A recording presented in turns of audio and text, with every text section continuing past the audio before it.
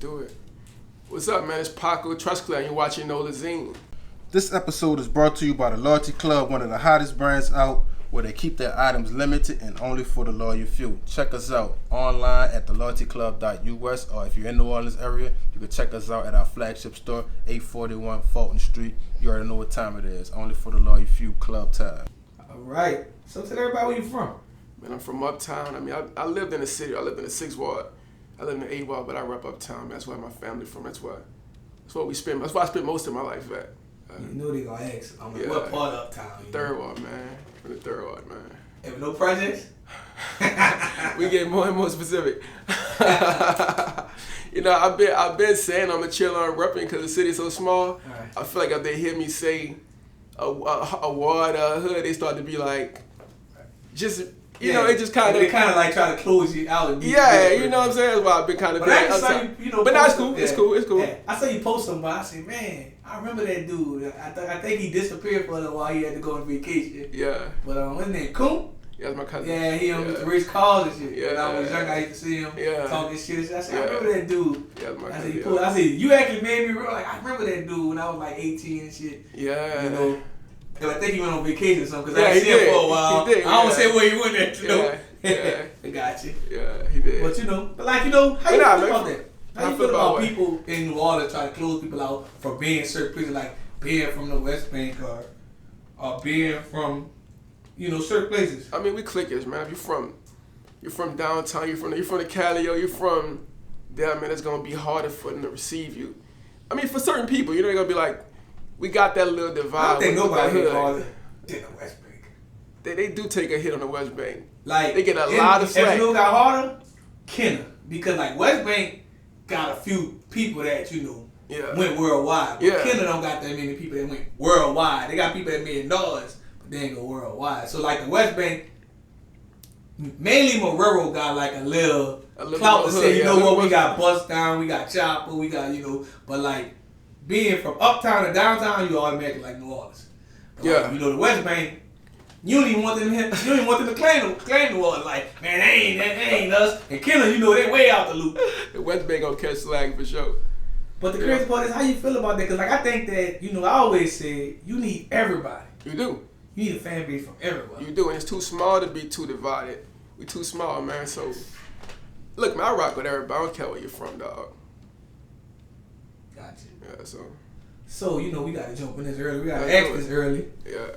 How did you get beats from KLC? Because, all these music artists asking, like, man, Manifest, KLC don't want to give me no beats. Yeah. So, like, tell them if you were just that talented, special, or you dropped the bag on KLC. What you did?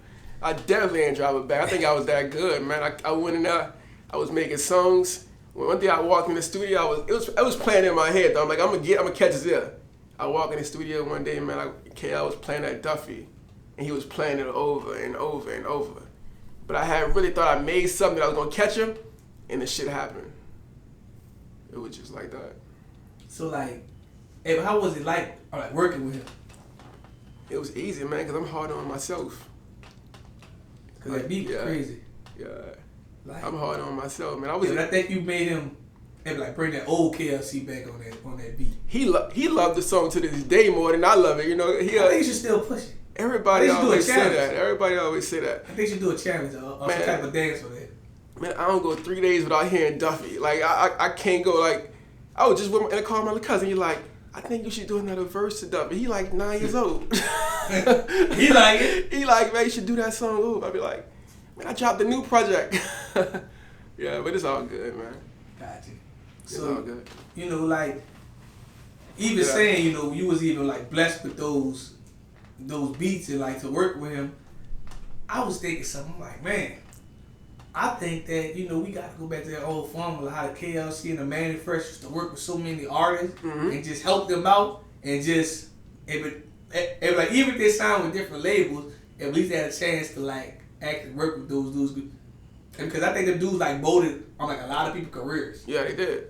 Just even the KLC bringing all those people, right to No Limit. And a lot of people know that Manifest worked with everybody before before Cash Money. They DJ together. That's what I say. It got clickers. So and people, but I'm saying the world wouldn't know that though. Yeah, they did. And the world wouldn't know that Manny Fresh and KLC was like very cool. Yeah, that's what I'm saying. It get clickers. It get like it started on the No Limit Cash Money side. It's like you on that side. You know what I'm saying? So, but you know, New Orleans still kind of like that to this day. People still pick sides. Yeah, they look clickers. I tell people don't make me pick no side. The only side I got is Nolazine.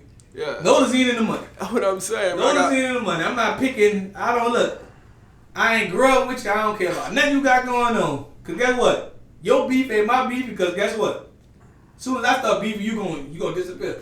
He gonna squash it. He gonna have you in it. Yeah. He gonna be cool. So don't put me in it. Yeah. But that's just crazy. Like it just show you that we always kind of pick sides. Even like the smallest thing, like being from Uptown, right? Mm-hmm. I'm pretty sure you know about this. What's up? Being from Uptown. Yeah. If you from the Magnolia, the Cali, or the Melf, before you say you from the Uptown or the Third Ward, you gonna say what project you from. They gonna say that for sure. Then you get to the Uptown, then you maybe get to New Orleans, but you never say Louisiana. Why you like? It's so hard for us to claim Louisiana. It's like we claim everything but Louisiana. We wouldn't even want to be Louisiana, right? We wouldn't even want to be it. But I tell people the history of it is New Orleans been there for 300 years. Yeah. Louisiana only been there for like 200. So it's like we've been there before. I feel you. So it's like, how can you? And also New Orleans is his own island, his own world. It is. We different. We different than people in more. I'm gonna say rural areas because I don't want to say the word that's gonna get people. But the problem is, it don't matter how much we try to separate ourselves, but we need the entire Louisiana. It's too small, man. Man, Lil Boosie still eats off the whole chitlin circuit. I was gonna say Louisiana, but that would be like, let's say, the dude eat off every country town they got. That's what I'm saying. He gonna at least go twice a year off of songs he made 20 years ago. That's what I'm saying. So I don't know why New Orleans always gonna take advantage. Like, I always tell people from New Orleans always try to do that same route. I'm gonna go to Houston or Atlanta. We're a little arrogant. New Orleans. That's not crazy to you? It is, man. We think highly of ourselves. I think that's a New Orleans thing. You know, people in New Orleans, how much we into fashion, how much you dress. You get a haircut to go back to school. Y'all got going to get 3 pairs of school shoes. We take a lot of pride in appearance and how we look. And that's the crazy part is about, New Orleans. Like, most of us, like, we're in a poverty city. Post city, yeah. But when it's time to get what you really want, you gonna spend that money. You spend money what you want, what you need. Like somebody's mama can have $0 in a month, but you gonna have all the greatest shoes and everything for school. For first day of school. Mom will do whatever they gotta do out there to make you be fresh only for that time instead of buying one pair of shoes and put a little money in like a green dot card for your child or try to show them how to invest to bring some money. Like, the important things is growing. Like, we definitely do that. Like, New Orleans live for the Sunday. We do. I'm gonna tell you, we live for the Sunday or the first day of school. Yeah, we're a stunting city. A stunting city for sure. And that, like, do you feel like that's kind of like, we have to change that narrative? Because, like, I don't think we can grow if we only care about certain things. We ain't gonna never stop people from getting fly and spending their money on that. But I think we gotta monitor it. I think you gotta watch it. If you can't do it, it ain't always what it is. Like right now, they got more important things than what your son got on for the first day of school. Like right now, we are in one recession. People are making money. So many stores, everywhere closing. Yeah. But I went to a teenage party last weekend. Yeah. Man, the kids had chains on and designer Prada's on and Louis Vuitton shoes at 12, 13. Like, who these kids' parents is? Because I don't see new businesses and everything opening down and, I don't see, I ain't hear about nobody really, making no bread. Maybe, I don't know. I can see nobody not making bread because I always tell people, if you want to get rich in New Orleans, you just got to find, like, customers around the world. You don't have to get rich in New Orleans. Like, most people get rich, don't get rich by their friends or people they know. They get rich by strangers. People they don't know. So I don't believe there's no money here. No, I agree. But I don't believe there's a lot of money here. Like, you can't make me believe that everybody got money. Yeah. But when you go out, you be like, man, everybody got money. Yeah. Like, that's kind of... You can make yourself look good. You don't really. You can put the facade on for sure. I think that's depression. How they gonna know? I think that's a form of depression. to act like something you're not. Yeah, because you go back home and you gotta realize, like, man. I don't think that's New Orleans. I think that's the world. Right. Yeah, I ain't saying just New Orleans. Yeah, we definitely got it bad with materialism. But more people in the world make way more money than we make here. That's a fact. This ain't the most. Like, I tell music artists down here all the time. Like, yeah, we got a gift, we got a curse. Yeah. Like, if New Orleans, just say New Orleans was Houston. If we had 2 million people lived here, yeah, we'll have way more artists on. Yeah. Because we don't need the world. That's what Houston always had over us. They had Texas. They never had to sell outside of Texas. They went. So if Louisiana was the same size as Texas, and we probably wouldn't even care about nothing else. Right. We'll be rich. We do. But the curse I said in New Orleans, like, we always complain about nobody helps us or nobody does this and we don't have the resources, which we do have the resources. We just don't go out and go get the resources. Guess what? Even a fan base, I tell them, if I was a rapper, at least once a month I'll go on Burger Street and buy random people drinks and just make them download or subscribe to my Spotify. That's people around the world. Yeah. Everyone don't have tourist destinations. Yeah. We have things that can help us. We can just go run a jet life and they might have a celebrity there. True. But they don't have that everywhere. So we always complain about stuff and we don't actually put the work in either. I feel what you're saying. I think though at the same time, like we for better and for worse, we get caught up in nostalgia. Like we really, like our 90s artists, we still look at them as the pinnacle. Like today, like we in that time frame. Like you talk about an Orleans rapper, you think about a 90s rapper. They got kids today who are talented. They got to keep it moving. You can't keep being stuck on who we once did. You got to keep this going. We love nostalgia. We should celebrate that, but we can't make that like that was everything we could ever be. Yeah, but New Orleans it was stuck on the big boy Cash Money. It's like no longer ever. Yeah. But the thing is, everybody want to be the next big boy Cash Money and No Limit, but everybody want to be the rapper. Nobody wants to be the CEO. Nobody wants to go get that bread and put behind multiple artists and really become that record label. Everybody think that it's easy. Actually, it was actually way more easier than it was in the 90s. Cause them dudes had to really travel to really make stuff happen. Not everything in your phone. Yeah. Like you get the DJs around the world in your phone. Them dudes had to go pull up on people and all kind of stuff, and they spent a lot of bread. So I'm just saying, like, it's so many rappers and they don't have no labels. Right, but you're also in a world where all the artists have become, all the bosses have become rappers. So it's not a lot of talented people who make music. It's a bunch of bosses, hustlers who turned into the dude on the mic.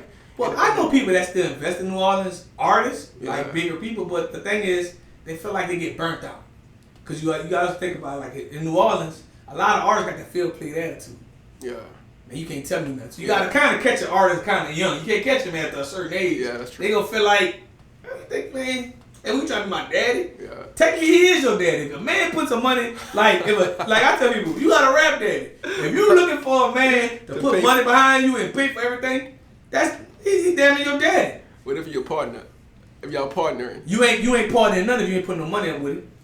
Well, it depends. You can say you got 50%, but when it's time to that table, he gonna read. I'm gonna negotiate that deal. Like Birdman said, every deal can get renegotiated. You think that I'm about to go to the table with you when you ain't put nothing up?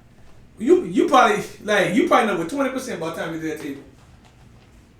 I feel. Because guess what? You know the game. If you go to the studio with me and I pay for the whole studio session, who owns the song? The person who paid for the session. So you think I'm about to give you 50% when I go to the record label after I paid all this?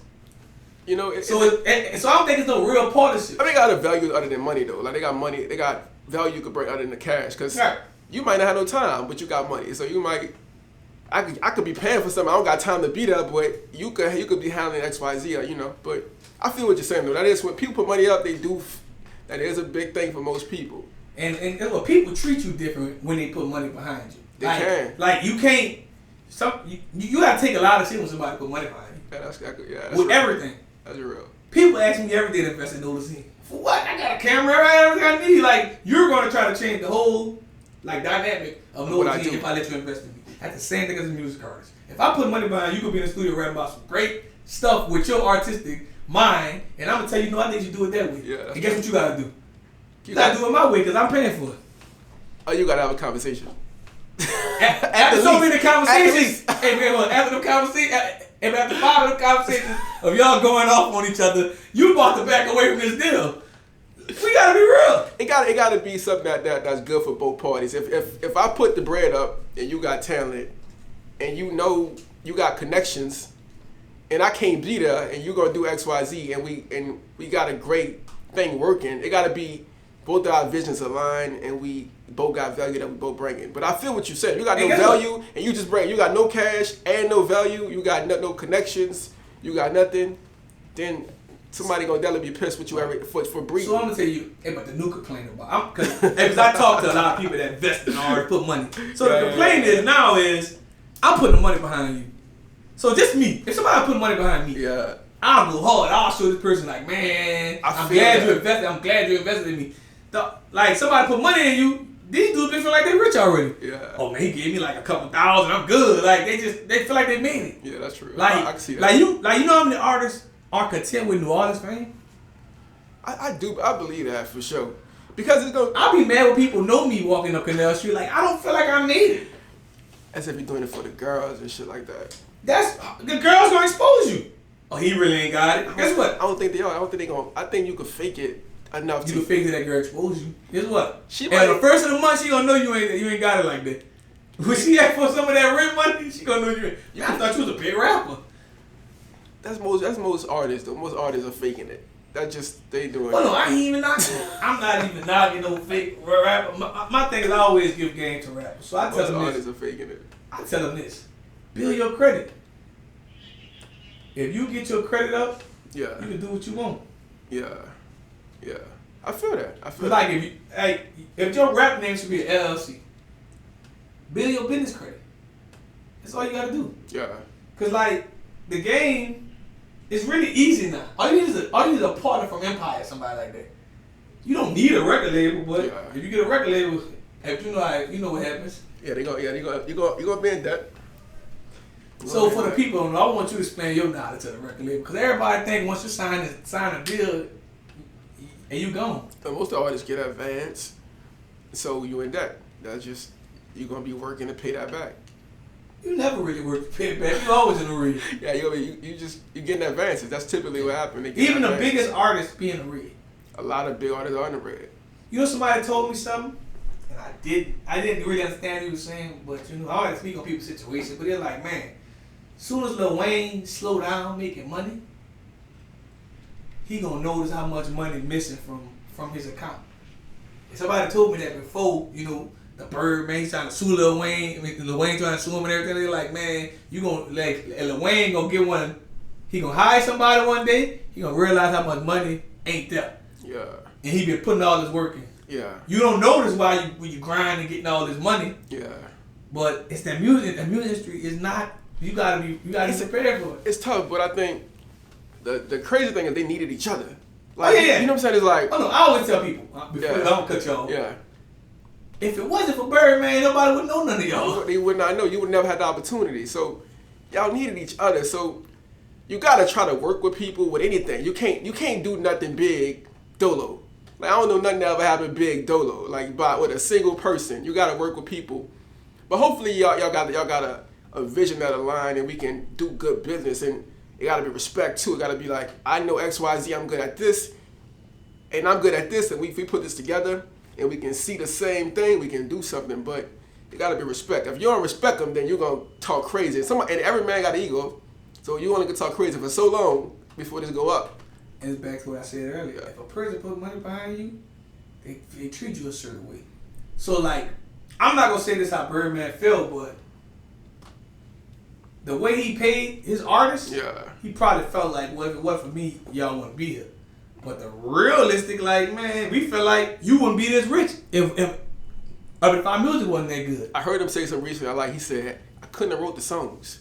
He said that. It's true. It's true. It's true. But the thing is, they needed each other. They did. But the thing is, the sad part is every black CEO in the music business always was accused of the same thing. But one person. And I just came up with that, man. People like, man, you right.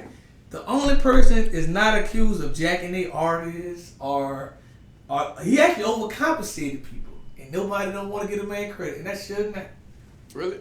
Suge? You ever heard Suge Knight owe the people money? I heard Pac died broke. I heard that. That's hearing and we don't know. I don't know. We don't know if he died. I don't know the truth of the matter. I don't know. But if that's the case, well, then again, you know what? Ever Master P ever picked Snoop Dogg back up, so he might, so he probably part of it too. But I'm just saying, like, it's crazy. Like, so many black, like, label owners are always accused of the same thing. Like, even Amigos going at it with QC. Like, you would think that their relationship would be easy.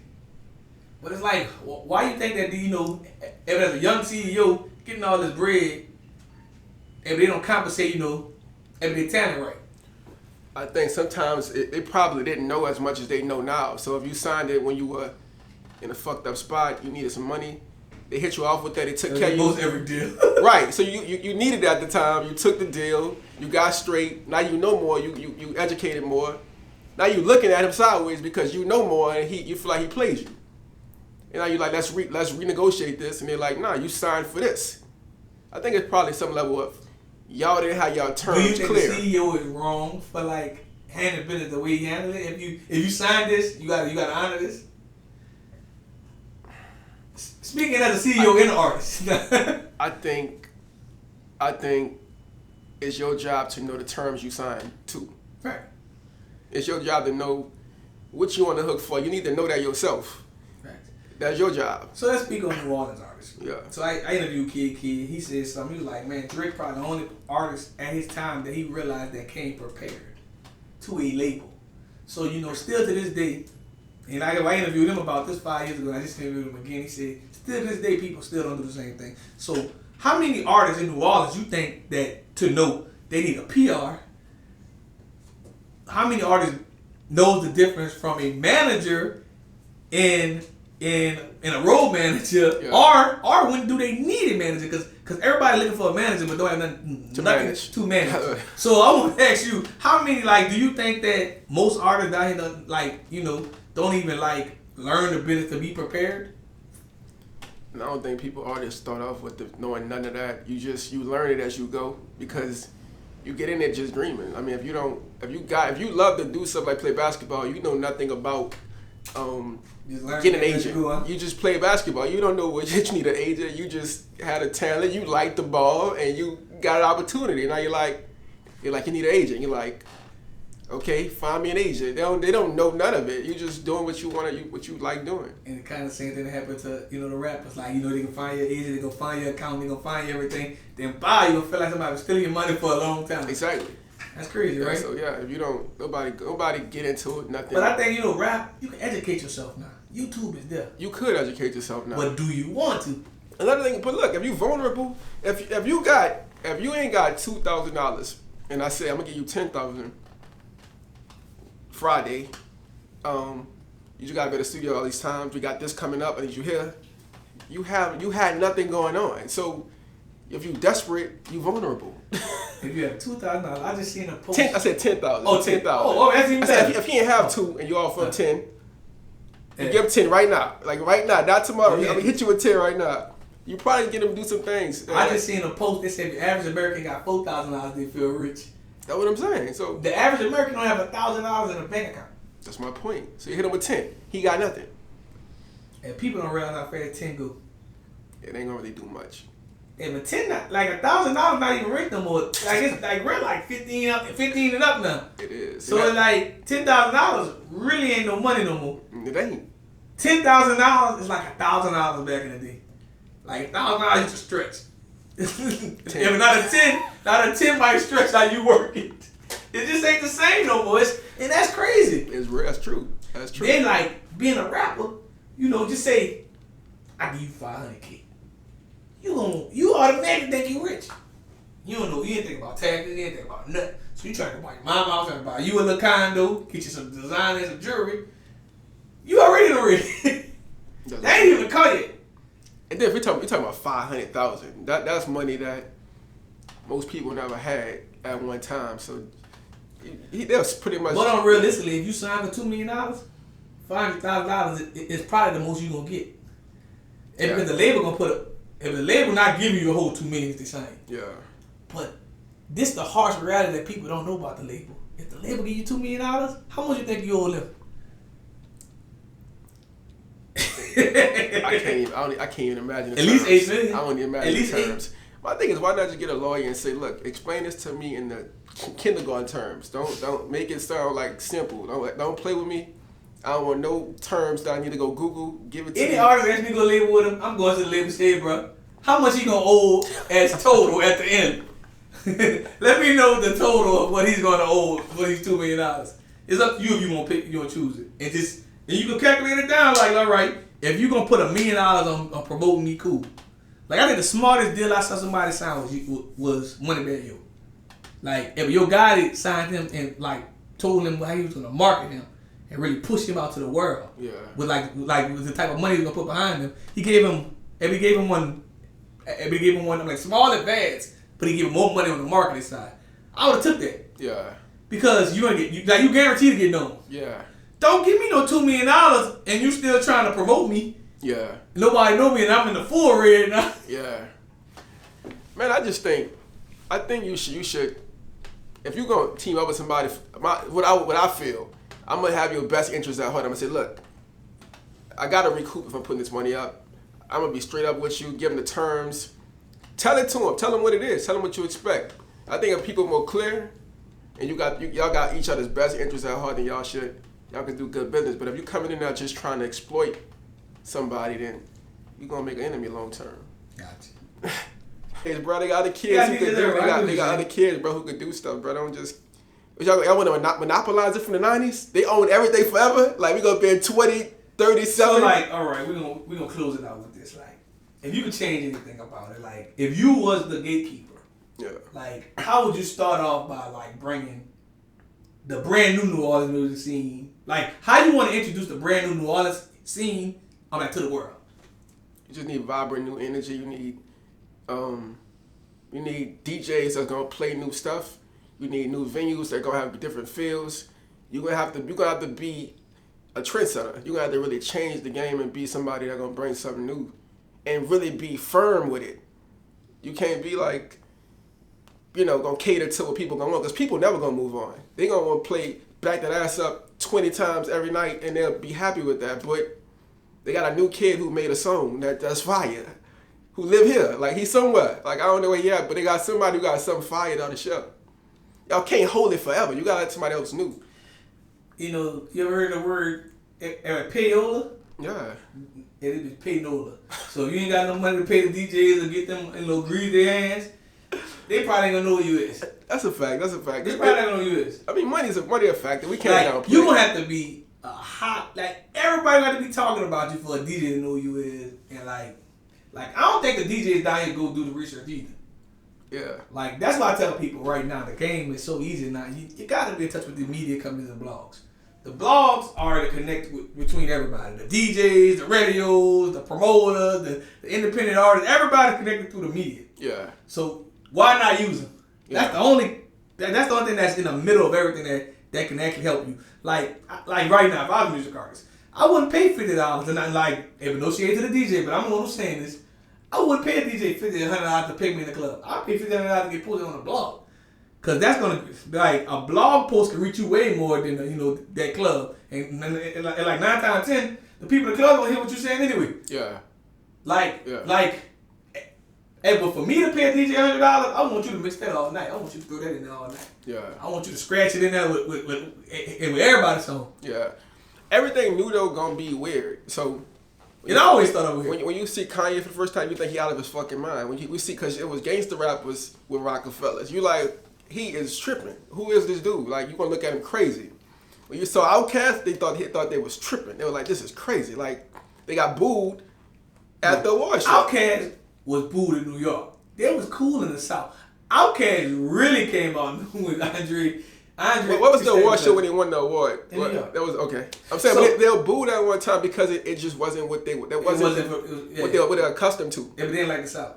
if y'all gonna be stuck on something, then anything new gonna be hated, right? And that's what it was. And speaking on the walls, we got it. That's why I say I love to give Juvenile his credit, even though Juvenile do what he do. But Juvenile is probably the first artist from New Orleans in the South that New York loved from the start. Yeah. Like Jay-Z wanted to get on the remix. Everybody Juvenile. They said they had a bad club in New York, and Juvenile went there and he rocked it. Everybody loved it. Like Juvenile, one of the first artists from the South that the whole New York loved him.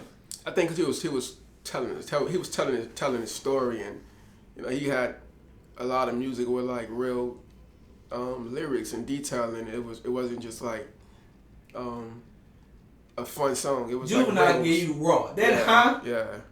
I always say I like High more than Back That Ass Up. And Back That Ass Up is a theme, but High was the rawest.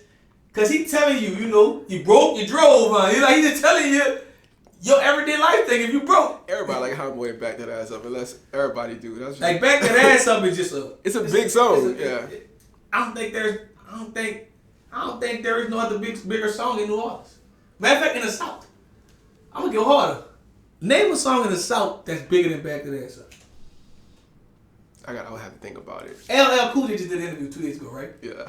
He said the 2 songs he wish he would have did was Back That Ass Up and I think Jigga My Nigga, something like that. One of them Jay-Z songs. But he was like, there is nothing that's bigger than like Back That Ass Up to rap is like an Ozzy Brothers song that they sample off a lot. Yeah. That's what Back That Ass Up is. Yeah. Yeah. And people don't give enough credit to Manny Fresh. That beat anticipated girls' ass start feeling a certain way before it come on. Yeah. I won't say nothing about it. It's real. But it's real. They did that, man. But and they were innovative. They came with something new. They came with some, it was exciting. But before we leave, I'm glad you said that too. How you feel about when you see these interviews with people trying to say that they came up with white tees and just certain stuff that started in New Orleans? Like, how do you be feeling when you be seeing it? Like, come on, bro. I don't really be tripping on it, man. I don't really get caught up in it, man. I know some people because we're not trends. Like, I feel like we kind of lost ourselves as trendsetters, so people started to feel like they created it. Yeah.